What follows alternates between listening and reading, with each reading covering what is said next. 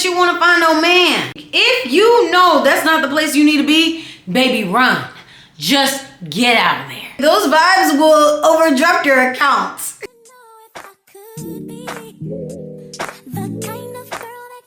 Hey gems, it's Cinderella OG and welcome to my channel. It is so good to be talking to you guys, to be feeling well enough to talk to you guys. 2025 has been off to an insane start and I live in Los Angeles, so you guys know it's been crazy over here. But I'm so excited to talk to you guys about all of it. I've been here for 6 months now and there is so much to spill about what my experience has been so far. Do I love it? Do I hate it? What do I love? What do I hate? There's plenty on both sides, honestly. And as someone who's only lived in the South, like as in only lived in Texas only, that little box of only Houston and Dallas, it has been very jarring to be in this city. I talked about this a little bit on my Instagram. If you guys are not following me, make sure that you're following me on all platforms. Instagram, TikTok, Snapchat, whatever. Follow me. I was talking about my experience here in LA so far, and someone commented, well, it sounds like these things all exist in Austin.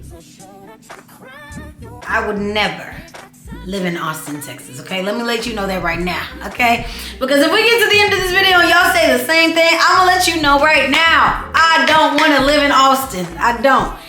I feel like Austin, the times I've been at least, they really mean that keep Austin weird. They mean that.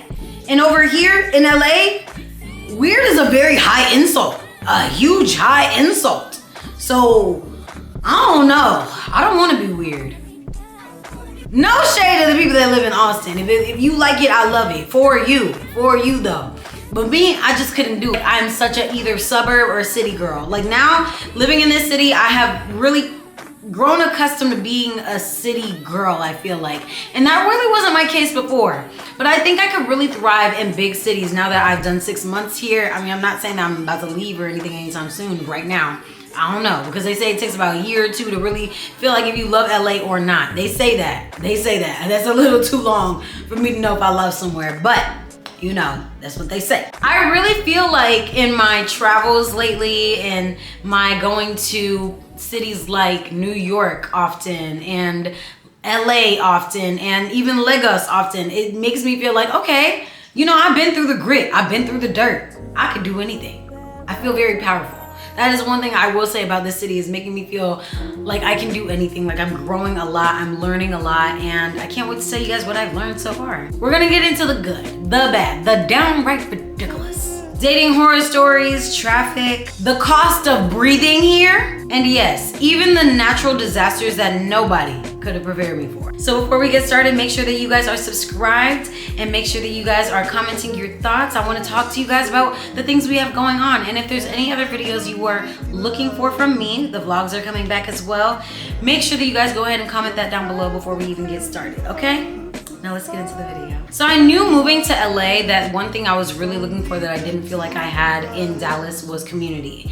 And I know what you guys are thinking, oh my God, if you grew up in Dallas, why don't you have community? And I actually don't know why. I don't know why, but you know, one thing I've heard often, especially as people grow older, is that your hometown is a city that you really have to leave to grow into the person that you want to be. And I have found that to be true, and I never thought that would be true, especially as a person that has only lived in Texas my entire life. Like I even feel like I have more community in Houston than I did in Dallas. The friends that I do have in Dallas, I know y'all are probably watching this like, oh my God, so like fuck me. No, it's not that. It's just, I didn't have really any substantial female friendships for one in Dallas. All the friendships that I did have that were female and that were thriving in sisterhood, everybody left. Joy moved over here to LA. Makayla moved to Houston at the time. Tegan moved as well. All my friends did not live in the same city as me. And that was really tough for me because I stayed at home. I feel like if you don't have a roll dog, it's really hard to go out into spaces because I don't like being alone. And that's one of those cities where it gets really clicked up very, very easily. And if you're not part of one of those cliques, it's very easy to get lost in the sauce and feel alone. And not to mention the people that I've met here in LA, I have thrived when it comes to sisterhood and just friendship in general. The people that I've met here have just been so like-minded, and that's something that I was looking for as well. Lots of creatives here. Lots of people really hustling and doing their thing all day, every day. You will never meet a person in LA that is not multi-talented, multifaceted, multi-fashioned in so many different ways. Everybody knows somebody over here. It really is a place that you want to be to continue to grow. And again, that's not for everybody. It's a hard place to be as well. But it's a place that I enjoy being. And that energy of wanting to continue to hustle is a very contagious energy. Like, I love being around people that are working hard because it makes me feel like I want to work hard too. I don't want to have to keep clarifying and thinking that like this is a comparison to back where I lived. This is not that at all. This is just about my experience here in LA. And you gotta think about it. I have so much community here as far as like my hairstylist TJ is here. A lot of my best friends are here. My family, I have family here. It's been a place that I've been able to thrive and grow a lot more, that in a way that I don't think I had tapped into a lot in Dallas. It feels like when I was living in Dallas, the opportunities were there, but for my demographic as a single woman in her later 20s, I'm not no mom. I don't got a family besides the family I got at home, my mommy and my daddy. So you can see like the dynamic there that is really thriving is like that older age of women that are really like in their careers and with their families, and they're doing their mommy content. So I feel like I can really breathe and thrive out here without having to be pressured into wanting things that I'm not really yet ready for at this moment. I know I said I was gonna stop the comparison. I had to say that one little last titty bit real quick, that's all. And you meet so many people here. You never know where you're gonna meet them, whether it's an event, a coffee shop, on a walk, at the airport even. I have met so many people here, and it's really blossomed into different kinds of relationships with other people as well. It's one of the few things that's lived up to its hype. Now, one thing that I knew I wasn't going to experience, but look at me. I still went ahead and tried because I'm gonna give anything a little bit of taste. You know, just a little bit, just a little bit. If you think you're gonna come over here and thrive in the dating space, I'm gonna hold your hand when I say this. Let go of that thought. Let go of it. It's not here. It's not here. Look on TikTok. Look on YouTube Shorts. Look on Instagram. Look on Google. Ask Jeeves. This ain't the place that you want to find no man. This ain't it. Y'all, I'm going to give you a very, very short story time. When I first moved out here, I thought, oh, maybe I could, like, you know, date here and there. So I got on that horrid app, Hinge. Horrid, I say. And I know what y'all are about to say. Why didn't you get on Raya? There ain't nothing on there either. In fact, it's probably worse on Raya. Okay, if you know, you know. Okay, all right. So I'm on Hinge and I'm swiping left on almost everybody, but I thought I would give this person a try. I saw an Igbo man. Look, me. That's just my kryptonite, it's my weakness. So I went on this date with this guy, and I have had this problem for like the past like year and a half, where any guy I kiss, I want to throw up. Like quite literally, I need to vomit. But I asked him, could he take me to, you know, get some food or something like that? Like just something to soak up my system. Because we went to go get drinks earlier. So I was like, okay, maybe it was the drinks. So I was like, okay, can we just get some chips or something? Like can of corn or something, right? Y'all, he went and got some candy and he finished all the candy in front of me. I know what you're thinking. Okay, Cindy, it's strict around here. No. When you see a red flag that you describe as a red flag to you, don't let anybody tell you any different. Don't let anybody tell you any different. I saw that red flag because why you eating all that candy? And then proceeded to ask me for my kettle corn chips. Why you eating all my kettle corn chips? Now, I'm not a person that eats too much these days. But why are you asking for my kettle corn chips? And he finished them. He finished the bag. And there's something about, and I used to be an overeater. So that is a red flag for me, because if I can see traits and habits in you trying to, I don't know, bring that out of me, I don't want to be here. I don't want to be here. Call me strict again. I can't be here. I can't be here for it. So he was a gentleman our first night. Except for the parts where I had to teach him to walk on the outside of me on the sidewalk and to open my door. Yeah. But the next night he wanted to invite me over so that we could go to another date. He asked that we meet at his place so that we can go ahead and drive from there, and he would be the one driving. Cool, fine by me. Y'all, first red flag, second red flag. When I came, it was dark outside. When I came to park my car, he had me park across the street and didn't meet me across the street to walk me back to his place. Again, it's dark. I'm a lady. Why are we not practicing chivalry? I mean, what's happening here? So I went ahead and walked about my way, went inside his place. Guys, first of all, he kept the door open. So as we were walking into his building, all I see is a wide open door. I don't see what's inside of his place. I just see a door wide open. I said, why do you keep the door wide open? He said, I don't know. I know why. He wasn't scared of anybody walking in that place. Because when I say the stench hit me as soon as I walked in, as soon as my toe entered, it was disgusting. But that wasn't the worst part. His place was disgusting. I saw 2 rolled up rugs in the corner. Tissues, dirty tissues with snot and God knows what else inside, just laying around everywhere. Books that I know, who has a phone book in 2024? Why do you have phone books here? Just laying around. He had an empty luggage on the floor, broken headphones that still plug into an iPod. I kid you guys not. This was a hoarder space, and he welcomed me into it. We don't even have to talk about the dirty clothes that were on the floor.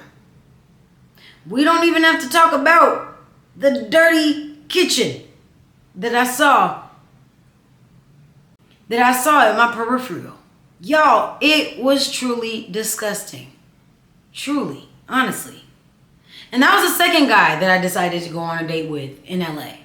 I don't even need to tell y'all about the first. That one, I gotta just pay that one dust. But I'll have y'all know, that scared me into never dating anybody ever here again. I don't know if I can do it. Because I don't have it in me to risk going through that. I don't have it in me. While we were at his place waiting to go out for dinner, why did he eat 4 slices of pizza before we were going to dinner? This is not a big boy, y'all. This is not a big boy at all. This is not a big boy. Why are you eating so much? Why are you eating so much? We're about to go to dinner. I made up a reason to leave. I was there for quite literally no longer than 7 minutes. And I said, oh, my dog, I forgot to walk my dog. I gotta go. And that's the thing. If you know that's not the place you need to be, baby, run. Just get out of there. And that's what I did. That's what I did. I've been told many times that you don't want to date here in LA for a multitude of reasons. And if you know those reasons, I'm not going to say them out loud, but if you know those reasons, go ahead and comment down below. Well, that's one of them. Usually they just not matching up with what you want out of life. And I don't have time for that. I can do bad all by myself. I can also do great all by myself. And damn, period. Let me just say this, dating in LA is not for the weak. Actors, musicians, influencers, or people who think they're all 3. You have men that look like they just walked off a Hollywood set, but have the personality of a brick wall. And I find that the older they get here, they become more and more unserious, as in they don't want to settle down. Why are you 37 looking for situationships? I don't know. I'll never get it. But don't get me on people who cancel, because I'm one of them. I don't know. I mean, I feel like I was already one of those people before, because like if you cancel plans on me, I'm celebrating with playing Sims at home for the rest of the evening. But over here, canceling plans is a whole different ballgame because there's so much traffic that nobody wants to leave their house. I actually need someone to explain to me why traffic in this city exists. I want someone to tell me. It's not even because of nosiness, because of accidents. It's not even because of accidents. It's not even because of rush hour. It just does, you don't know when you're gonna get traffic. Like, what do you mean everywhere is 15 minutes away, but it takes me an hour to get there? Someone make it make sense. And then suddenly, staying home sounds really nice, especially when you pay so much for your home. So para mí, I like to enjoy my money by staying home. I pay too much. LA is so expensive, it is almost hilarious. Almost. For every penny, no, every dollar that you think you're going to spend, multiply that times 70. I'm not even exaggerating. Y'all, if you know the small amount of groceries that I got the other day that would have been $25 in Dallas, why was it $50 here? For basic necessities. Now you're having to do payment plan. And they regularly spend $15 on a smoothie. They are so lucky I don't even like smoothies. The parking is abhorrent. And when you don't pay that meter, you're getting a $75 ticket. Yes, you are. And why do you have to park everywhere? Where are the parking lots? Where are they? Actually, like, where are they? The Hollywood hustle is so real. People are out here working 3 jobs and have a side hustle just to survive. But the one thing that nobody could have prepared me for in this city, the natural disasters. And I come from Texas where we have snowstorms that the governor is somehow never prepared for. Hurricanes sometimes when you live in Houston. Tornadoes if you live in Dallas. But in the first month, I'm not exaggerating, in the first month that I moved here, guys, why were there 3 earthquakes that I felt? 3 earthquakes. And since I've lived here, there have been 7. I don't think I need to explain what happened in January. My thoughts and prayers are still with the people that are still suffering with losing their homes, their things, anything. In any way that the fire could have impacted people here, it did. Even people that were not directly impacted, it just made a huge shift in this city. It was really dark around here for a few days. I mean, literally dark. The sky was black. But I feel blessed enough to have been able to donate with the abundance of products and stuff that I have here. There are blessings in every cursed situation that happens, and this city really showed up for the people that were in need, especially when it comes to things, because a lot of people get a lot of things here for free. So when you have an abundance, make sure that you're giving back. Now, the one thing that I moved here for was opportunity. And I do think that in ways that I didn't expect, I am getting that. And for that, I am grateful. For whatever reason, I feel comfortable here. I feel comfortable walking my dog. I feel comfortable going to visit my friends. I feel comfortable walking just to work out. I never thought that would be me. I never ever thought that would be me. And I have a car. So why am I walking places? I don't know. But it's something that I feel like is part of building my character, building the woman that I want to continue to be. And I love it. I do love it here for whatever reason. So would I recommend you moving here? Yes, but with conditions. If you're chasing a dream, if you're chasing a career or a creative community, LA is a match. I think they have competitors maybe on the East Coast. But if you're coming for vibes alone, baby, those vibes will overdraft your accounts. LA is fun, it's chaotic, it's energetic, it's expensive, it's unhinged sometimes, but somehow I still don't regret it. So let me know in the comments, would you move to LA? That is going to be it for today's video, guys. I hope you enjoyed chit-chatting with me for a little bit, talking about my move. It's been 6 months, and hey, I'm gonna give you guys another review in the next 6 months when we make it to a year. Move to LA, don't move to LA, whatever. Come back to see me, okay? And with that, we are going to go ahead and close this video. Thank you guys so much for hanging out with me. Go ahead and like this video if you liked it. Comment down below what you liked about it. And subscribe to your girl's channel. And if you guys want to have some more fun with me on other platforms, I'm always posting on Instagram, TikTok, Snapchat. Go be friends with me everywhere. Stay blessed and beautiful, and I love you guys so much. Smooches. Bye.